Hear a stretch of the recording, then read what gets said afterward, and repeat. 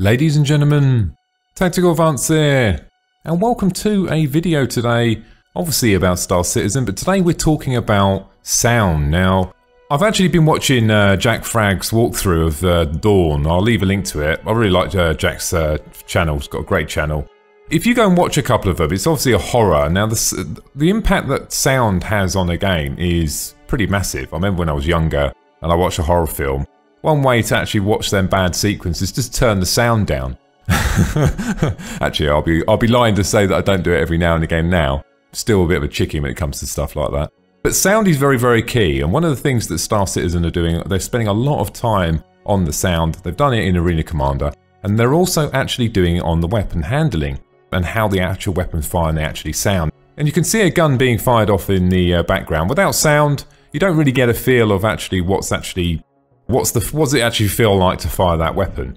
RSI basically while they're over London, they recorded some gun sounds inside of a hangar. It sort of makes sense. If you're going to be recording gun sounds, you want to do it inside, obviously, because most of the sounds we're going to be hearing are inside. So I've got a video lined up here, and this is from RSI, and they talk about how they actually made the sound for the weapons, i.e. how they recorded it. It's quite interesting. And also, they show you how they've been recording some of the movement noises depending on what types of armor you're actually carrying. I think that a good amount of money spent on sound goes a long way. Because if you get into a big gunfight and it sounds absolutely awesome, but it does put an element of fear over your own life. If you turn that sound off, obviously, you know, you're not going to hear the gunshots. So the gunshots and the sounds are really, really important. It's really, really good to see that RSI are actually going out the way to explore how actual sound works, but create their own to fit into the game. It would have been quite easy for them to go out there and purchase some sound packs or outsource it to someone else. I mean, Arma's got relatively good sound. But I think what they've produced is different to what I've seen around. And they're taking some other measures into account where other games haven't quite done it as well. And from what I've seen so far, and you're going to see the same thing in this video, I think it sounds pretty good. But you know, you let me know in the comments below what you think. And I'll be interested to see if you guys can actually recommend any other games that have very good sound production for weapon handling and movement. So let me know in the comments below. But anyway, what we're going to do now is I'm going to let you watch this video through. And it was original RSI. I've actually edited it myself as well. Watch it through and I'll catch up at the end and we'll talk about what we've actually seen.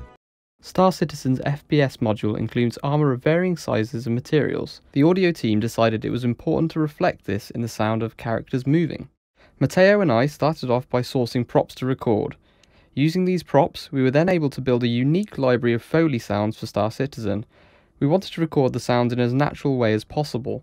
As you can see here, we placed microphones in our ears to capture the first-person perspective. Here are some examples of the results in-game.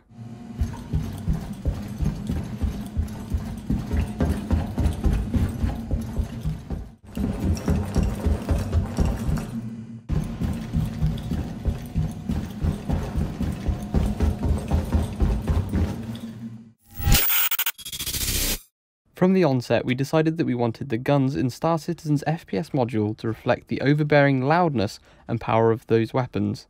We spent time sourcing libraries of weapon sounds from various sound recordists, however we found that there was a gap which we needed to fill. This was how guns sounded in particular environments, in particular interiors. We enlisted the help of sound recordist Steve Wetman and went for a recording session in East London. Our objective was to capture the aggressive mid-range distortion produced when recording with driven input gain combined with a sense of the space the gun is in. We used a mixture of professional recording equipment and cheaper equipment, such as cameras, with the unique artifacts each provided when recording such loud sound sources. Here's an example of a few weapons using some of these recordings.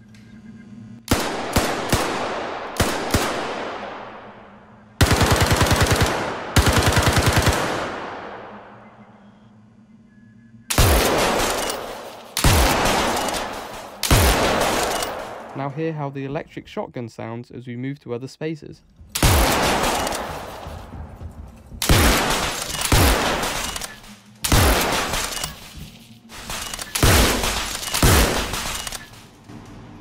This also happens on other weapons too.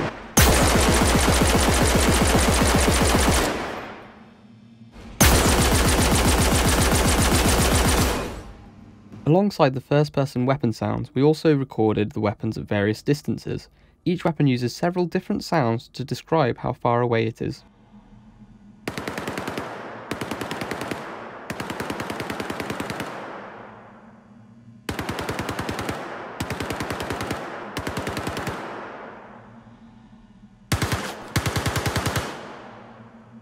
The sound of different weapon fire also changes as you move to differing environments.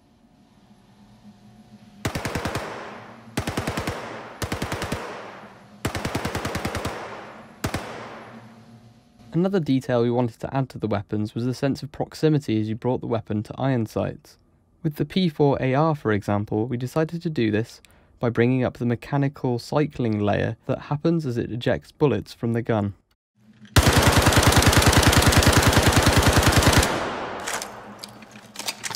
We wanted to ensure that all weapons sounded very detailed and unique when drawing the weapons and reloading them, so Matteo has been spending time working on these sounds. Here are some examples.